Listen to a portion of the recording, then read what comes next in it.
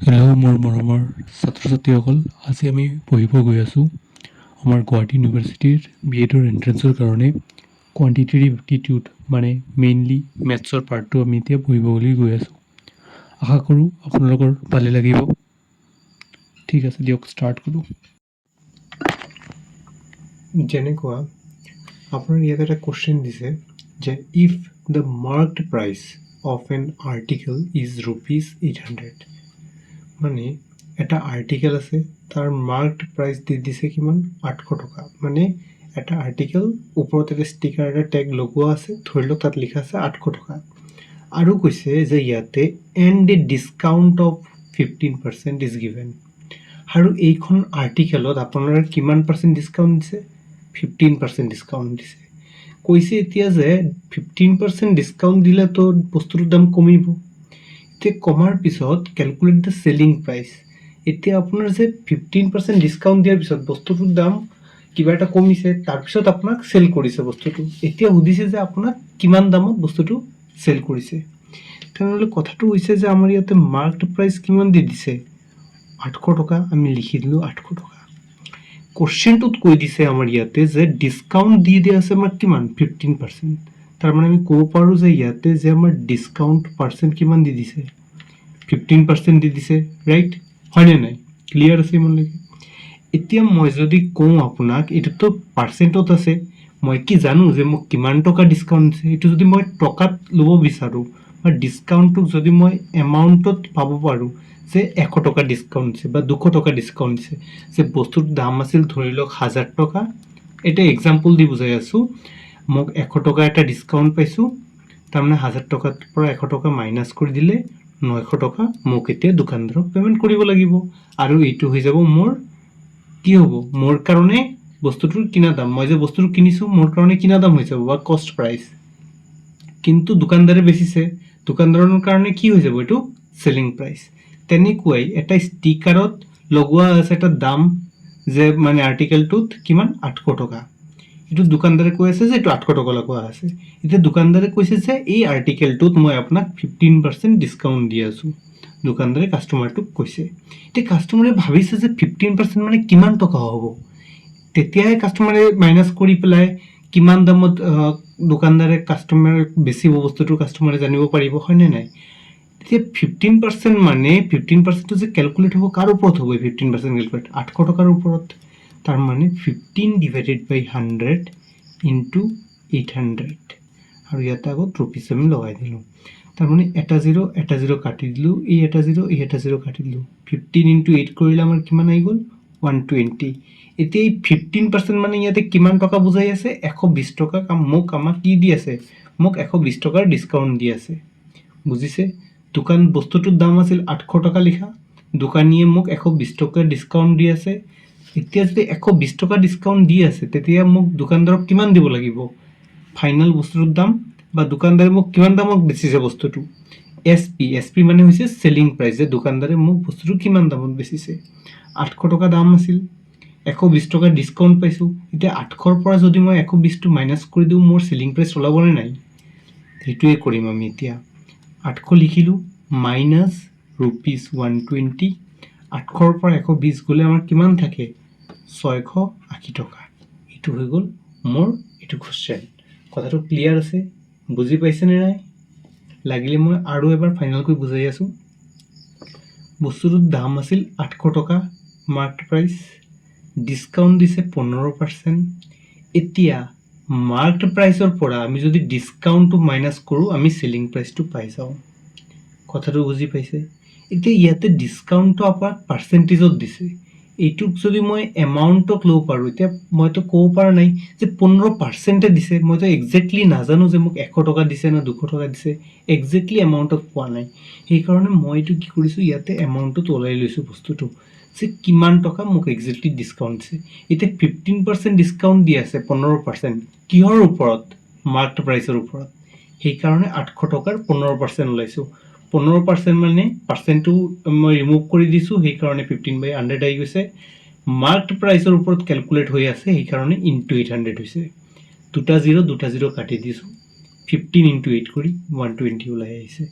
এতিয়া মোৰ যদি চেলিং প্ৰাইচ ল'ব লাগে, দাম আছিল 800 টকা, 120 টকা ডিছকাউণ্ট দিছে মোক। এতিয়া দোকানীয়ে মোক কিমান দামত বেচিছে তেনেহ'লে? এতিয়া যিমান দাম ষ্টিকাৰত লগোৱা আছিল এইটোৰ পৰা ডিছকাউণ্টটো কি কৰিব লাগিব? মাইনাছ কৰিব লাগিব, হয়নে নাই? 800ৰ পৰা 120টো মাইনাছ কৰিছোঁ, এইটো হৈ গৈছে মোৰ দাম। ক্লিয়াৰ আছে আপোনালোকৰ?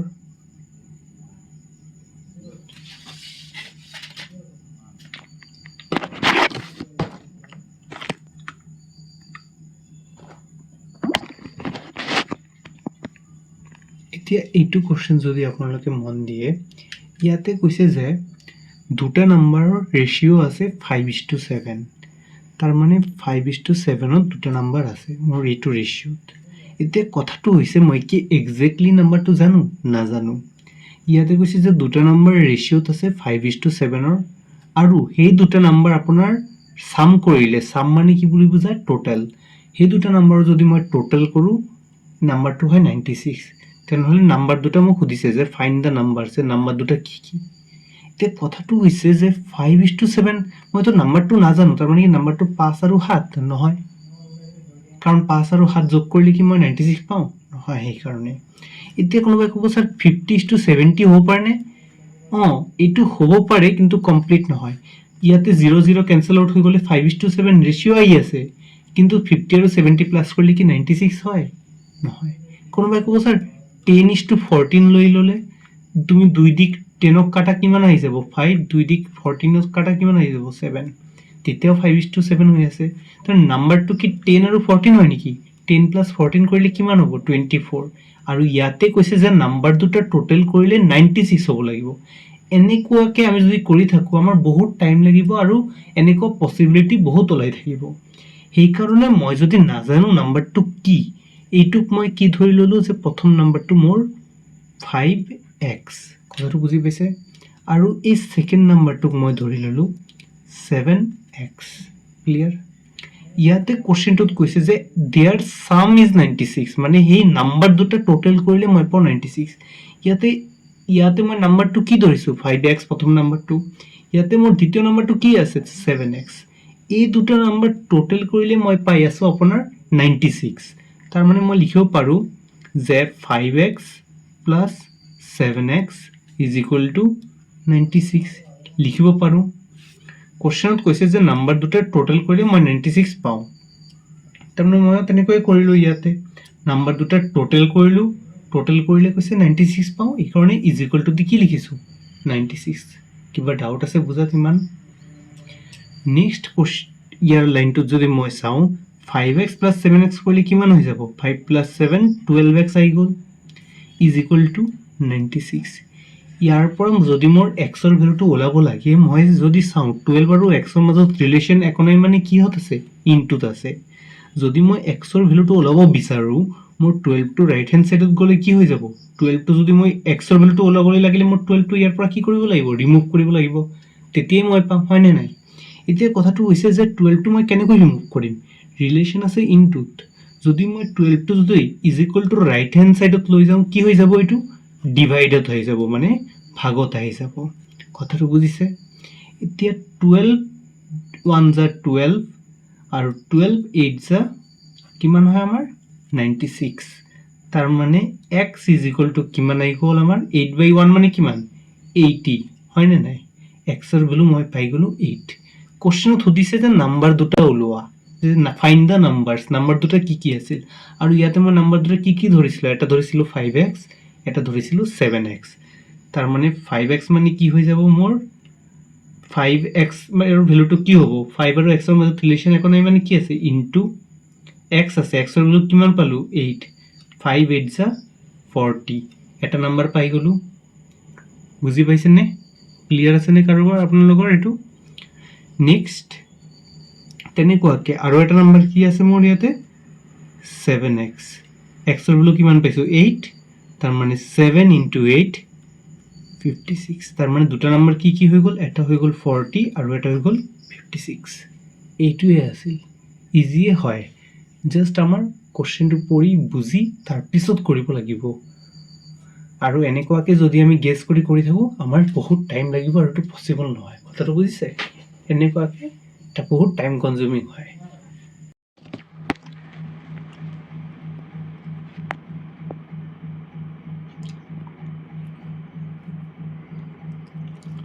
আচ্ছা এতিয়া আমি এইটো কোশ্চেন কৰি আছোঁ চ' ইয়াতে আমাক কৈছে যে